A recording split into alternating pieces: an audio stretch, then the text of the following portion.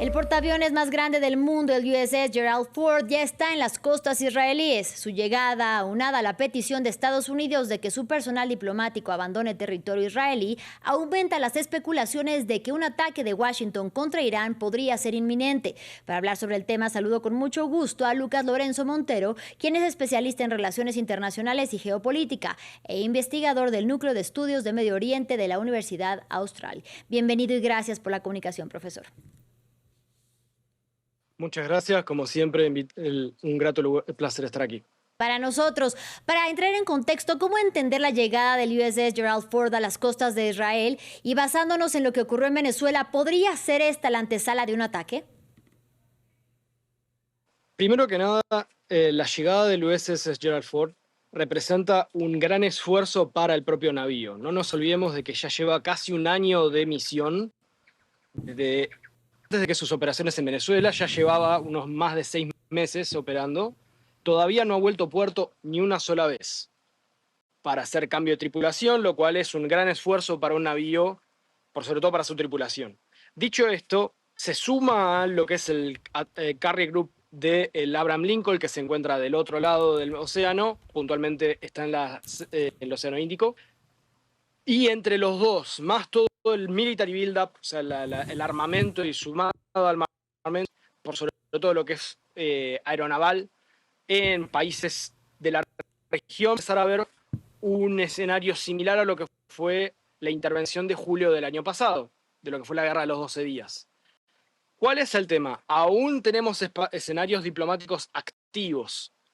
lo que obviamente nos dice de que todo el military build-up que estamos viendo ahora se vaya a utilizar inmediatamente. Puede ser un último esfuerzo de tratar de forzar a Irán, una decisión que de momento el gobierno no está dispuesto a tomar. Pero ya los indicadores más importantes, que son la retirada de los embajadores no urgentes, así como el pedido de las embajadas de sus propios ciudadanos a retirarse de esos países o abstenerse a viajar, son indicadores bastante preocupantes y que pueden llevar a decirnos que estamos no tal vez ante las puertas de una guerra, pero ya estamos golpeando la puerta. Sin embargo, justamente como usted lo menciona, a pesar de la tensión, por ejemplo, ayer se mantuvieron diálogos que fueron calificados como positivos por ambas partes, por Irán sobre todo, y Marco Rubio, el secretario de Estado estadounidense, ya anunció que estará en territorio israelí entre el 2 y el 3 de marzo. ¿Cómo se puede interpretar la visita de este gran representante de la diplomacia en Estados Unidos en un momento como este, en territorio israelí? La visita a Marco Rubio estaba programada incluso de antes del aumento de las hostilidades, pero sí puede llegar a verse como que es una última reunión previa a lo que es la percepción, tanto de la seguridad de Israel, de lo que puede llegar a ser una escalada de conflicto a algo ya activamente, por sobre sus capacidades defensivas, que se vieron muy puestas en juego y exigidas durante lo que fue la guerra de los 12 días, pero además para ver si es posible mencionar el conflicto, siempre y cuando también Israel, como partícipe, no de las negociaciones, pero sí del escenario en general, esté a favor de volver a bajar las tensiones o realmente la reunión termine siendo... Reuniones realmente están mostrando de que no están siendo tan fructíferas como podríamos llegar a ver, porque si bien se están dando nuevas fechas, no son lo suficientemente concisas. La información que se están filtrando de ellas es que nos puedan dar alguna esperanza de que hayan sido realmente fructíferas. El lunes, por ejemplo, no solo visita Marco Rubio, sino que además se tienen que dar las reuniones entre los equipos de negociación en Ginebra, que tampoco tenemos suficiente información si van a tener un apoyo como para poder de fecha sin que antes Estados Unidos diga se ha vencido los 10 días de ultimátum y Estados Unidos tomará una decisión drástica contra Irán, que igualmente tenemos al menos unas 48 horas mínimo de margen de expectativa, porque es el propio tiempo que Estados Unidos tiene que cumplir para advertir al Congreso de cualquier... Justamente usted menciona una decisión final y Donald Trump, cuestionado por la prensa, ha dicho en primera instancia que el viernes esperan otras negociaciones, luego que no ha hecho una decisión final sobre si atacar o no Irán, pero también dijo que no le gustaría utilizar la fuerza, pero que a veces tiene que hacerlo. En ese marco y después de estas declaraciones, si Washington finalmente decide atacar a Teherán, ¿estaría en posibilidad de realmente Teherán de responder a este ataque de manera contundente? La defensa es una discusión bastante delicada, porque no implica yo que esté defendiendo mi territorio a que yo no pueda responder. Ejemplo, yo podría tranquilamente percibir de que Irán no va a defenderse militarmente de lo que podría ser por intercepción de aviones o de ese estilo, sino tomar una postura diferente, que es atacar a bases militares y países aliados de Estados Unidos en la región. No defenderse directamente atacando a los portaaviones, por ejemplo, sino utilizar su propio equipamiento militar para generar desmanes en Arabia Saudita, Emiratos Árabes Unidos, Kuwait, Qatar, Bahrein, Israel mismo, que no es una defensa del ataque, sino que es una respuesta inmediata dentro de las capacidades que tiene el gobierno, el cual el gobierno iraní ya de por sí está asumiendo que puede llegar a tener una situación muy drástica con los liderazgos. Por ende, ya hizo previamente, de manera precautoria, el aviso de cuál va a ser la cadena de mando en caso de que caiga, por ejemplo, el ayatolá Ali Khamenei. Entonces estamos viendo de que Irán es consciente de sus limitaciones de capacidad de defensa ante un posible ataque, pero no está bajándose del conflicto, sino que está diciendo, si caigo, caen conmigo. Y justamente hablando de respuestas, ya había anunciado el gobierno de Masoud Pezeshkian que su respuesta sería contra las bases militares en la región, y por eso en su momento se habló de la retirada o posible retirada de soldados estadounidenses de las bases que mantienen la región. Hablando justamente de esta región, un ataque de este tipo de Estados Unidos contra Irán contaría con el aval de algunos de sus socios de Medio Oriente, dejando fuera a Israel, por supuesto. En general, esa es una discusión un poco más delicada para lo que es la postura inclusive de los países del Medio Oriente, porque están, al menos hasta ahora, las negociaciones como se han dado, quieren la presencia de Estados Unidos militarmente. De hecho, hay aeropuertos ya con F-22. Jordania ha sido respaldada con muchísimo equipamiento, por sobre todo lo que es Stratotankers, que es para poder hacer carga de aviones de combate en pleno vuelo. El problema es que ellos pidieron de que todo ese equipamiento sea utilizado de manera defensiva, no que sean utilizados esas bases que tienen ahora de manera de base para atacar a Irán y Teherán, que además sería una operación muy diferente a lo que fue Venezuela para lo que sería Gerald Ford. Por más que las capacidades la alcanzan, sería una operación mucho más compleja, mucho más difícil y de muchísimo más desgaste. Dicho esto, sí, las bases están equipadas, pero lo que han pedido esos países puntualmente es: todo el equipamiento que traigas tiene que ser defensivo, protégeme, no me uses para atacar.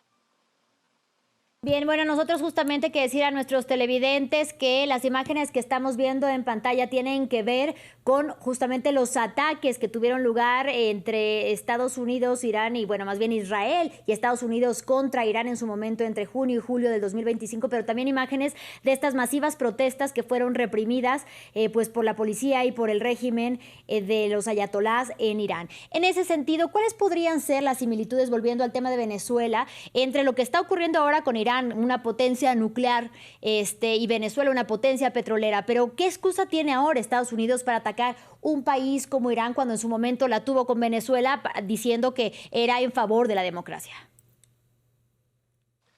Las excusas que se utilizaron, o al menos el casus belli, para lo que fue una operación especial, una operación de carácter militar, pero no dejaba de ser una operación policial, porque el objetivo fue contra específicamente una persona, Nicolás Maduro y su esposa, en una captura que, si bien un pequeño bombardeo sobre Caracas, no dejó de ser una operación sumamente limitada para la captura de un individuo, mejor dicho dos, y retirarse. Todo el equipamiento de lo que fue el Gerald Ford fue volcado a una operación que incluso, a ver, en el propio traslado de lo que fue Nicolás Maduro había agentes del FBI haciendo todo lo que fue la lectura de sus derechos por el hecho de que iba a ser puesto en detención en Brooklyn. Todo el proceso legal obviamente conlleva la detención de un individuo. En cambio, estamos hablando de una caída de un régimen que fue simplemente cortar la cabeza a la serpiente, lo que se suele llamar coloquialmente cortar la cabeza a la serpiente. Pero el cuerpo quedó cuasi intacto, quitando ese pequeño bombardeo de Caracas. El caso de Teherán es totalmente diferente, porque no solo es la excusa es poner fin al régimen del Ayatollah, que es una amenaza que fomenta terrorismo, ha fomentado narcotráfico en lo que es Asia, ha tenido problemas con lo que es países de la región como Israel, ha habido denuncias de lo que fueron los ataques, por ejemplo, a las refinerías Arabia Saudita. Excusas hay muchas de lo que es los problemas que han tenido Occidente y sus aliados en la región con la República Islámica de Irán. El problema es que la operación sería categóricamente lo contrario. Esto es una operación, primero que nada, Teherán es mucho más lejano a la costa que lo que fue Caracas, lo cual es una operación que implica cubrir muchísimo más terreno. Segundo, Teherán sí está en condiciones de dar pelea, en el sentido de decir, no van a ganar, es lo más probable que no sería una victoria, pero van a ir a pelear, van a responder los ataques, ya sea tratando de bombardear a los portaaviones, que sería muy poco exitoso, hacer uso de su estrategia de colmena para lo que son lanchas rápidas contra los portaaviones, también seguramente poco exitoso, pero lo más probable, su uso de drones para atacar instalaciones estratégicas en otros países, no puntualmente a las capacidades militares de Estados Unidos más fuertes, que son sus dos portaaviones, sino, por ejemplo, sus bases militares en otros países o equipamiento estratégico de infraestructura de los aliados de Estados Unidos en la región. Dos preguntas, pero primero quisiera centrarnos en por qué Irán, cuando sabemos que, por ejemplo, entre Rusia y Estados Unidos concentran el arsenal nuclear, el 87% del arsenal nuclear que hay en el mundo, pero también grandes aliados de Estados Unidos como Israel, por ejemplo, e India, China, bueno, ahora se ha convertido en el enemigo comercial número 1, pero ¿por qué concentrarse en Irán cuando hay otros países que declaradamente tienen un arsenal nuclear y el propio Estados Unidos concentra con Rusia la mayor parte? Hay una gran diferencia de lo que yo tengo el arsenal nuclear como deterrence, o sea, disuasión,